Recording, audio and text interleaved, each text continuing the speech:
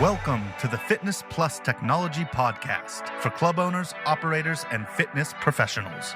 Each week, host Bryan O'Rourke brings you an expert interview with a global influencer at the crossroads of fitness and technology. You gain the insights, tools, and inspiration you need to stay connected to the pulse for what matters most for your business in the age of exponential technologies.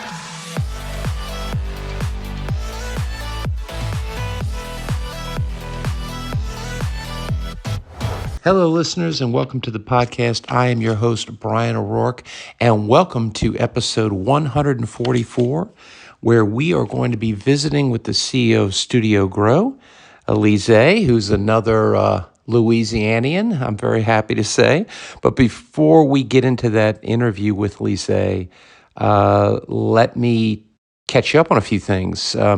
I, of course, will be joining many of you in San Diego at the URSA convention here next week. That's March 20th to the 22nd. So I hope to see you. My talk is at 2 p.m. on Tuesday on What's Next. Please come and visit me if you don't mind. And Lisa and her group will be having a get-together, the Boutique Fitness Celebration in San Diego as well on March 22nd at 4:30. We'll have links in the show notes for that event, along with Lisa's bio and information on Studio Grow. Additionally, I will be fortunate enough to be at FIBO in Cologne and participating in the World Active Forum event there. I will be on stage with some pretty great people from Apple and Fitness Insider on Friday, so I hope to see you there. If you want to visit with me in any of these spots, please reach out, Bryan K. O'Rourke at Gmail, or you can reach me on any of the major social channels. So, Studio Boutique Fitness, Lisa with Studio Grow has been in this business helping hundreds, if not thousands of studios get better at what they do. And on this podcast, Lisa shares a lot of her insights and experience, which I hope you will find really beneficial. So without further ado, let's bring on Lisa. Hello, listeners, and welcome to the podcast. Really great to have you all join us. And as I was mentioning on the intro, Lisa, I got to tell you, I'm now one of your biggest fans. This is the second time we've talked, our third time we talked in just a few weeks, right? Yeah.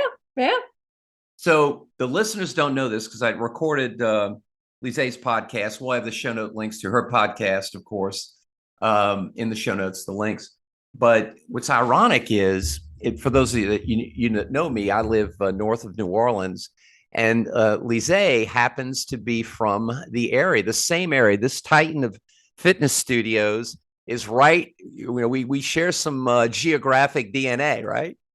I mean, I have to tell you, it's funny. So I'd had a wonderful fellow friend in the industry share your name, and I pulled you up on LinkedIn, and I did a double take, and I said, Mandeville, Louisiana, and I literally wrote, and I said, "Are you sure? Do I have a Cajun here? Like, is that what I'm looking at?" I mean, it was a joy because I tell you, Louisiana's especially the North Shore and New Orleans proper. So for those who don't know, New Orleans is on the South Shore. The North Shore, we're divided by a 24-mile long bridge and a big old lake. That's right. And when I saw this, it's a tightly knit community.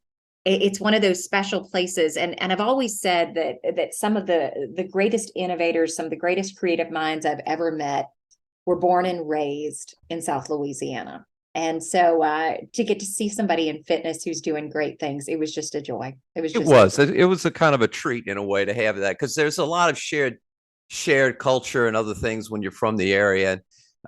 It's super, super cool that you are from here too. And then for the listeners to realize, I had a background in hospitality and restaurants, hotels, and Lisa's family was in the restaurant business as well. So there's we talked a little bit on your podcast about the kind of hospitality component of fitness. Yeah. I mean, I think this is one of these things that when you're in a culture and it in South Louisiana, and this is probably true across much of the southeast part of the United States, hospitality is ingrained. I mean, it's something that we almost take for granted. I can remember my mother, going out and cutting huge branches, but she was throwing a party for 150 people. And that was a monthly occasion in our Yep. house. Yep.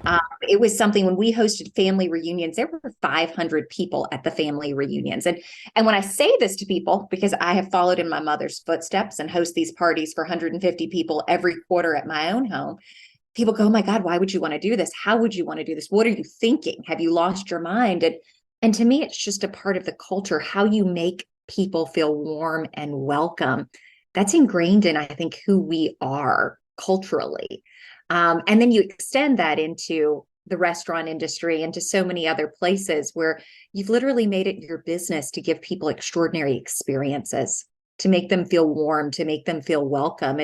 And that's what we do in fitness, or what we should be doing in fitness every single day. There's so many tie-ins, so much crossover. It's just amazing. Just It amazing. is. It's that the connectivity there is amazing. And one other kind of connectivity. So your husband is military. You're a big, you're obviously a military family. I shared the same background with my father as a young man growing up, and we share that connection as well. Funny, I studied military history when I was in college. Went over to King's College in London, studied military history. Passionate about military. My grandfather had served. I had just known so many people. And I never expected to fall in love with a man who at the time was stationed in Iraq with a dear friend of mine. I met him when I got a note that said, hey, will you send soccer balls to this guy who is literally going around all of these places around Mosul, Iraq. And he's playing soccer for 3 hours before he does any work with them. This is how he builds the rapport. And I would have never guessed that a year and a half after I sent those soccer balls, I would marry that man. And I tell you what, the military taught us an enormous amount of things. You learn resiliency, you learn a code of honor.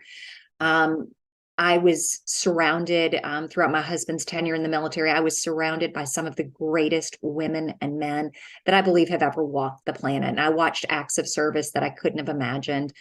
My husband was blessed to serve in some of the most remarkable units in the special operations community. We learned what tough experiences were. 1 hour call was a real thing. 1 hour call meaning that we got 1 hour before he was deployed, and that was our notice time. Yeah. And it taught adaptability. It taught so many things, not just to my children, but to me. And that was all while we were growing our own businesses within the fitness industry. And I'm blessed. My husband just retired. It is a beautiful thing to have him home, to know he's upstairs right now, and to see him serving in very unique and very different ways. But I am amazed by what the military births, the kind of people it births, what it does. I've watched it with my own sons, and I've watched it with so many people around us. And we're blessed because we've employed, at this point, almost 30 military spouses. Now, that's a big call to us. We believe that just like the military births amazing men and women that are serving within it, oftentimes those people that are holding down the home front, they are the unsung heroes. And in this case, we feel so great that we get to build a company that serves them as well as the greater fitness industry. Yeah, no, that's a wonderful, wonderful connection. And, shout out, of course, to all the families and those serving. I think it's a wonderful, wonderful sentiment. Very, very cool. So studio growth. Yeah. Your business that you started, I know you do a tremendous amount of work in the space. I want to talk about that, but before we get into that, tell the audience, why did you get into business and the industry in general? When did you get in? Why did you do it? Yeah, so it's funny. I have a little bit of an odd background. My background, was in the sciences and literature and philosophy. That was where I came from in schooling. I was a National Navy, National Army scholar in microbiology, and headed up to Boston thinking I was going to do my master's degree, and got up there and started my very first company. And it was the most unintentional. In fact, I remember calling my father and him saying, what do you mean you're not going to do your degree? Like, you just moved there a month ago. And I said, no, I walked into a building, met a consulate from the Dominican Republic, and I said, there is a need in the tech space, and I'm going to start it. And so my very first company had nothing to do with fitness. It had nothing to do with anything. It was in the tech space. We built out the front end of mass.gov and some of the most amazing projects at the time. That was a $88 million web portal, the biggest, most expensive that had ever been built. And I was a 20-year-old leading it. And after a couple of years, I realized it was time to head home. I was freezing in Boston. I'm not going to lie on where this was. And I was called home to Louisiana. And I sold off that company and made a decision that I was just going to take a break. And in that break, I walked in to Franco's Athletic Club. Yes. By Ron and Sandy Franco. I'd been a member of that since I was a kid. And I can never forget walking up the stairs, and they had these unbelievable machines that I'd never seen before. They were Pilates reformers. And I must have pressed my nose to the window for about 10 minutes before somebody opened the door and said, "Do you want to come inside?" And I would have never guessed at that moment, it just initiated such a passion. I wound up going through a certification. I was still, toying with other companies. We were investigating new tech spaces. And all the while I was diving into certifications, and I was looking at this and I was looking at that.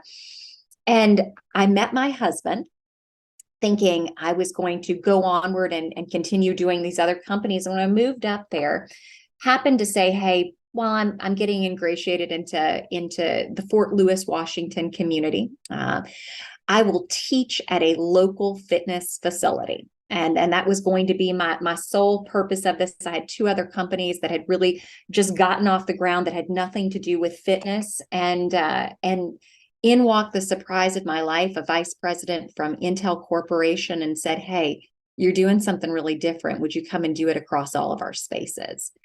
And so I can honestly say I fell into fitness. There were people that I think know they're going into this industry. This is like their heart and soul. This is where it was. For me, it was something where I had a great opportunity, and I'm never one to not take an opportunity. So I started my first studios inside of Intel Corporation. We went on ahead and started studios coast to coast, north to south, sold those out in 2016, right at the time we were starting Studio Grow. So it was a fortuitous accident. But I think those fortuitous accidents oftentimes lead us down some of the best paths. That's another connectivity between us, because my first involvement in the fitness space and my partner and my wife, Maureen, was with Franco's. Maureen took over their business office and ran that chain. I helped Ron raise capital for his second club in Lakeview. And it's the same thing. Isn't that wild? No, I mean, and you speak about, if you guys, let me just state this. Franco's is a remarkable facility. I think it's very easy when you grow up and you are literally exposed to things that are being remarkably done. I'd grown up in one of the best clubs, I think, in the United States. Yeah. I grew up in a place where I played tennis there 5 to 7 days a week. Yeah. My parents worked out there. It was one of those that I knew nothing different but extraordinary. Yeah. And I will say that having that background from Franco's is amazing. Yeah, that's a great observation. So Studio Grow. So what led you into starting that? And tell us the story of what you all do out there in the world.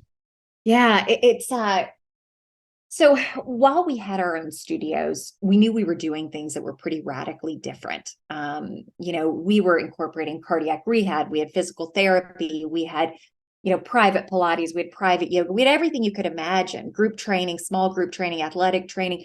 We were just looking and shaping a very different style of what we were doing. And other people started noticing. And so I can never forget, probably this was around 2010, we got our first person that said, hey, can I just come in and see what y'all are doing? And by 2014, we were hosting, 50 to 60 studio owners a year who were walking in just for the day, bringing their team and looking at what our model was, what our operations were, why we were marketing differently, how we just did it all differently. And I finally hit a point where I said, no more. In fact, my manager said no more. One of my lead managers, said, I love so much all these people. I have a job to do. They are not my job. And I'll never forget, I had a man call me from Minnesota and say, hey, can you let me come in? And I said, hey, we've decided no more. We're in a high growth phase. We're doing all kinds of stuff. And he said, why do you not have a company that does this? And I got off that phone and I thought, why do I not have a company that does this? And the next thing you know, we started Studio Grow, and it was meant to be a little side project. It wasn't meant to be the project. And it's amazing when you build something. Of course, I think it's the right place, the right time, the right people. Between the end of 2015 and now, we've worked with probably 6,000 to 10,000 paid clients, 60,000 or more studio owners all around the world through our free trainings. And we are a consulting and tech firm focused around boutique fitness. We saw that the health club space had not only years of experience on us as an industry, but they had some amazing operational procedures, best practices. A lot of things were well known. And boutique fitness, we looked around and realized that, hey, we don't have any of this. And not only that, a lot of models that people were basing their studios on, they were based off of the venture capital world. They were based off of, someone continuing to pump, dollars after dollars versus looking for profitability. Yep. We realized, we looked around, and you look at the restaurant industry, there was no pricing structure. There was no pricing idea. If you start a restaurant, you hire a pricing consultant. It's one of the first things they do. They're going to look at your menu and decide, what's your most profitable dish? It needs to be the second most expensive. What about this? What about that? All of those things in our industry, It was like people were just flying by the seat of their pants. And we said, we can go in and we can build a structure and we can bring a high level of consulting. And that's what we've done at this point. We're a team of not just, former 7 and 8 figure studio owners. We've got unbelievable former regional directors, attorneys, CPAs, digital marketers, media buyers. Our team has really evolved so that when somebody comes in, whether they're like, I want to be the next $1 billion brand, or they come to us with, I'm an in-home studio and I need to grow, we have not only the insights, but we have the team to do it alongside of them. So that's what we're doing on an everyday basis. That's great. So then you would have a pretty good insight as to what some of the big challenges are going on in studios around the world right now, as well as some of the key trends. Can you articulate some of those for our audience here? Yeah. So challenge-wise, well, I mean, I'll say the elephant in the room, even though we all already know this, but we're coming off of one of the most difficult seasons just coming out of the pandemic. And I think the pandemic forced the studio industry to realize that most of our models are terrible. Yeah. From a general perspective, very few studios are set up in a sustainable long-term model. And that's probably the first and biggest challenge. I think most people are grappling with this. And when I speak to the model, I first speak to, what are the numbers of revenue streams you're going to have? What is this going to look like? How do you have these priced where they're actually profitable? How have we built compensation plans, programs, and organizational structures that are actually going to build a real business instead of a hobby? Yeah. Like many people, we're leaping into this with, most people have leapt into this, but they have some level of passion. They have some level of passion for this and an idea, but this is about building the processes to turn this into a long-term profession. And I think that's something that overall has been lacking in our industry. Now, beyond that, it's taken the tech space a long time to catch up to us. You and I have spent a lot of time talking tech, and I think this is one of my biggest concerns that I continue to have is that the boutique space is radically different than health and fitness. And we've had softwares like you have the Mind Bodies of the world, the Wellness Livings. You can go down the list of how many of these that we have that have stepped forward and really, put the flag into the ground of what software and tech can look like. But it hasn't necessarily caught up to what, other industries are sitting at today.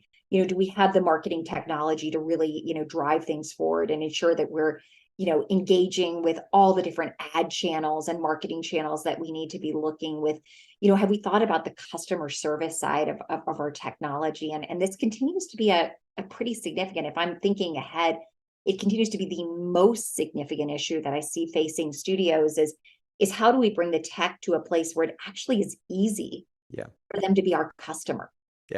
And that's, that's the industry on a whole. And then, the final challenge, the pricing piece of studios has been so radically incorrect.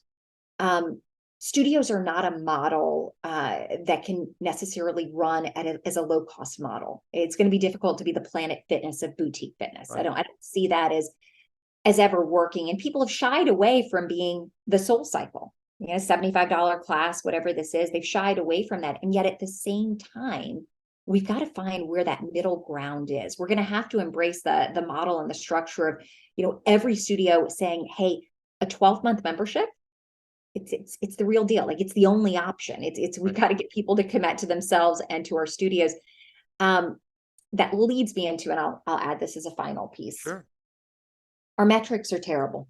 I don't want to, God, I'm sounding like such a negative. Oh no, I asked you a question about challenges. You're answering. But I'm like, I'm a little bit blunt when it comes to this. So let's just say the health club industry is boutique fitness's big brother on this. Okay. You look at an average conversion rate, it's probably around 40%. You look at an average retention rate, it's around 45% for a rolling 13-month retention rate. I look at a cost per acquisition, it's about $20. I can go down the list on kind of where I'm sitting here. When you go into boutique fitness, we're talking about an average industry-wide conversion rate from an intro package to a 12-month membership of 5 to 15%. We're talking about a cost per acquisition that, when we are looking at it, new people are working with us, probably $45 to $60. We're talking about a 9% rolling 13-month retention rate. These are unsustainable numbers. Right. I sit next to one of the best business schools in the country, is Darden at UVA. I'm literally 3 blocks off its campus. And when I put these numbers in front of business school professors, they tell me we don't have an industry, or we don't have one that's going to last very long.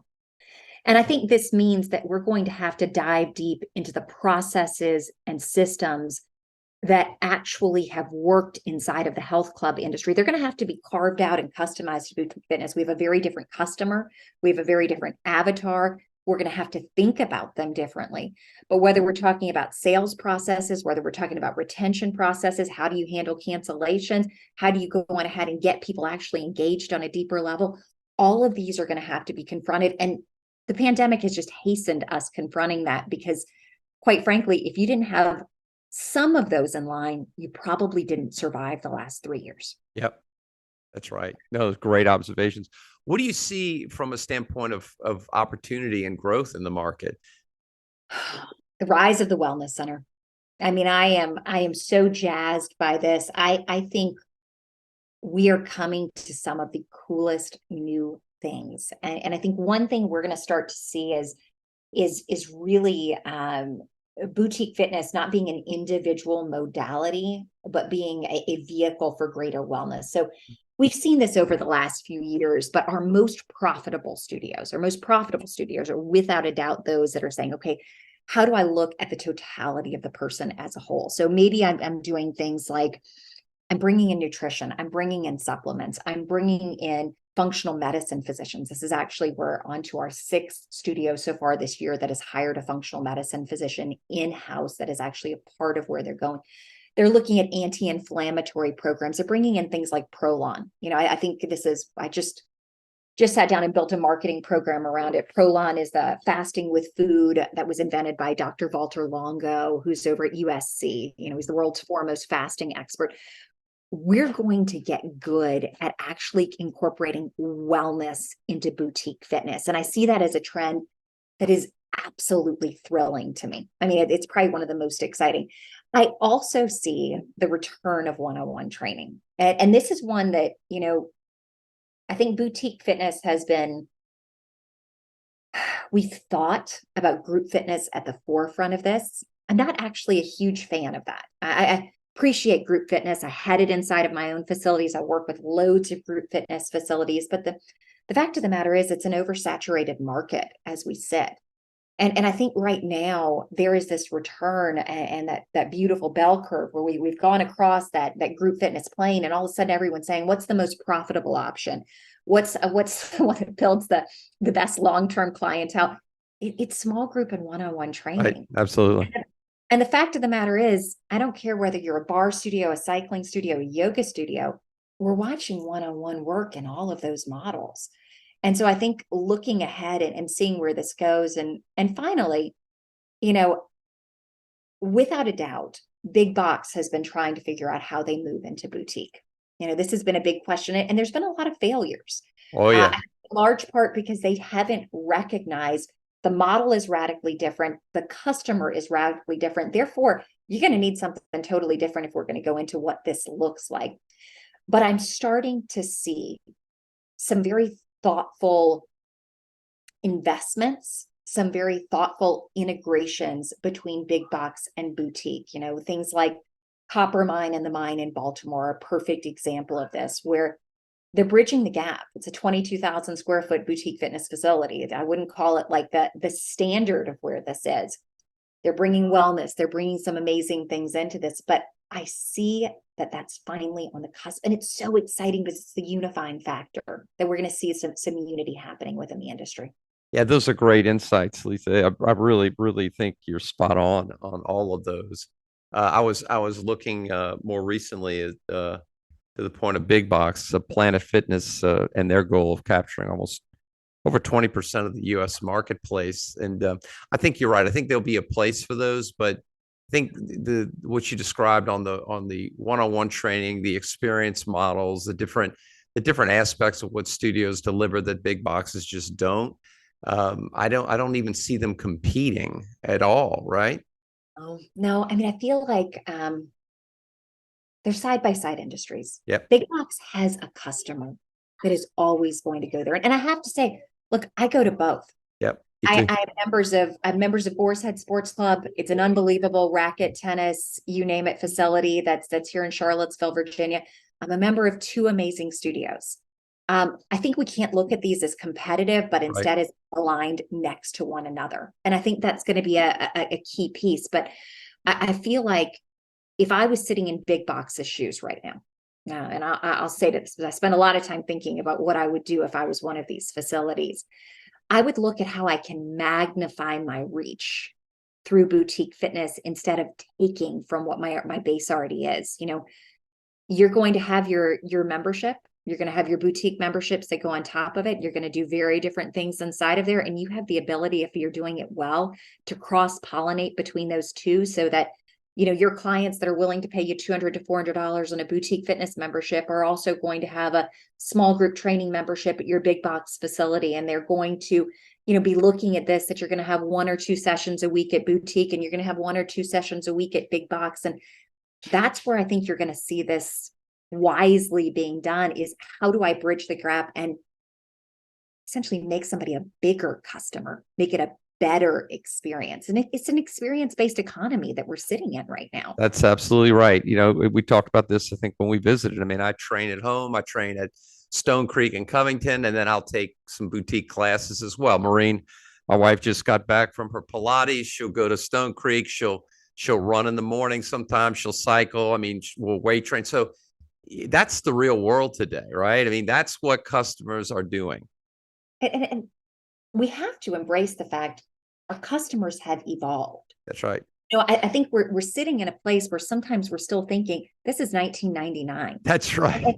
And y'all, the fact is, it does look different, and it looks different in a way that if we capture these markets well, everyone wins. That's right. Everyone. I think, the ultimate goal that we all have is, my God, how do we go on ahead and impact, our communities on a much wider scale? It's offering that. And it's just seeing the customer where they're at and reviewing the avatar and saying, this is, instead of fighting against it. Yep. Giving them what they want. So as listeners, in the show notes, again, you'll see all the links to Lisa, her companies. I know that you will be in San Diego. We'll post this before that happens. So for those people that follow the podcast, and I know there are more than a few of you. Hey, Frank Lawrence, you were talking with me yesterday. I know with your podcast, you get that too, where you're on, oh, I've been listening to your podcast. I love that. But I know they'll be there and saying hi to you. I know at my talk Tuesday afternoon at 2, you said you're going to try to stop by. So I'll be sure to make sure everyone knows you're there when you're in the audience, because there'll hopefully be a lot of people there. That'll be fun. I'm so excited. I got to tell you, I mean, it's one where it's funny. Everyone's been like, what's your one thing you're not missing? And I'm like, Bryan's talk. It's Oh, on the wow. calendar. Don't nobody book anything around that. I will be sitting front and center. Well, I'm feeling the pressure. Lisa, thank you again for being on and sharing your insights and it's just been a really great experience for me to get to know you.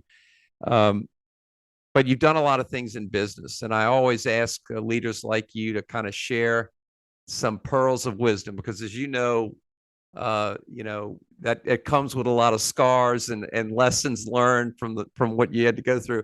What are some pearls you might share with our listeners about business and life and your journey in this industry space? Yeah. Well, I'll start with from the personal front. The fact of the matter is, as spectacular as all of business is, it's never going to matter anything more than what you have at home. And I have to say that's foundational to every decision we make in our business is, how does this impact what this is in our home? I'm a mom, I'm a wife, I'm a sister. I have amazing parents that I am blessed to do this. And I have to say, when I make decisions, I'm looking at them as a whole and our family as a whole unit on where this goes. And I think there's been seasons in my life, especially in these last 3 years, where it's been easy. We've been so chaotic, so crazy that has slipped. And as I return to that as being at the core of where this is, it reminds me that is what matters. And that's where we're going. That's where we're going from here. In terms of pearls of wisdom from the business sense,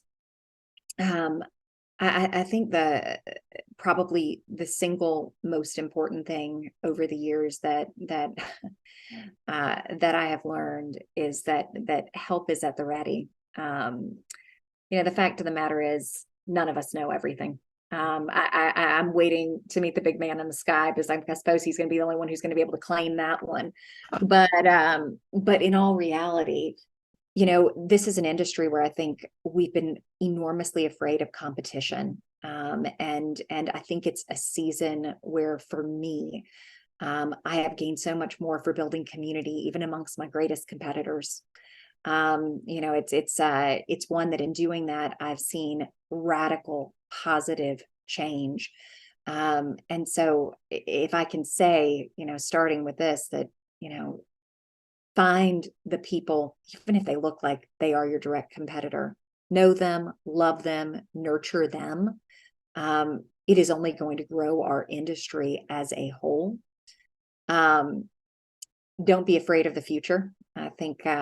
I think this is an industry that tends to get rooted in the past, whether we're looking at software, whether we're looking at business models, whether we're looking at who our avatar was.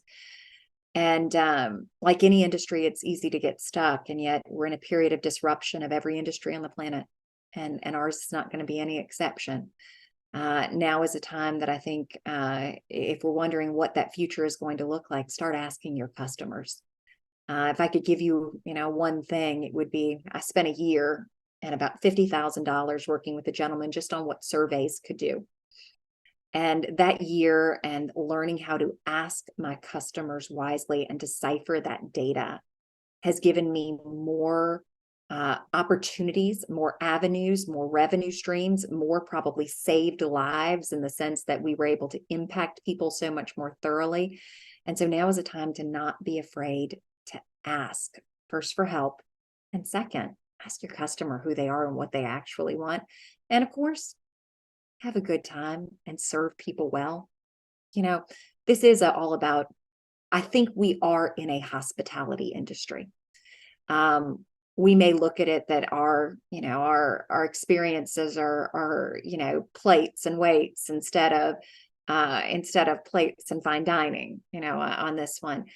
But if we come back to the fact that all of this is about giving someone an extraordinary experience, what does that do? What does that mean that we do?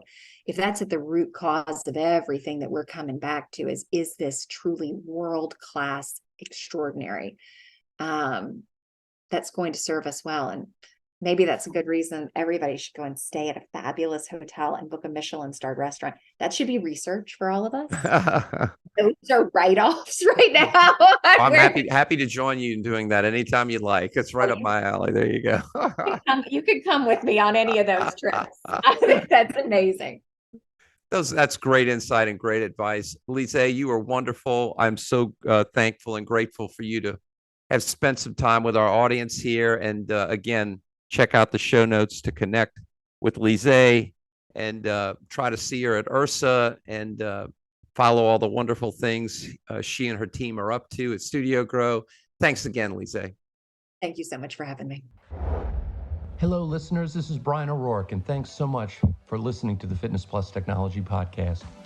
The podcast is made possible by the Fitness Industry Technology Council, a consortium of global brands working together to enhance the adoption of technologies in the fitness space. Our company, Videri Ventures, which is invested in Vertimax, Montezuma, Gold's Gym, Houston, Texas, and Fitness 24/7 Thailand, also underwrites the podcast, along with our service companies, Integris Advisors, Moon Mission Media, and others. Please feel free to share this podcast with your colleagues. And if I can be of any assistance to you, don't hesitate to reach out, bryanko'rourke@gmail.com, or find me on any of the major social networks. Have a great day, and thanks for listening.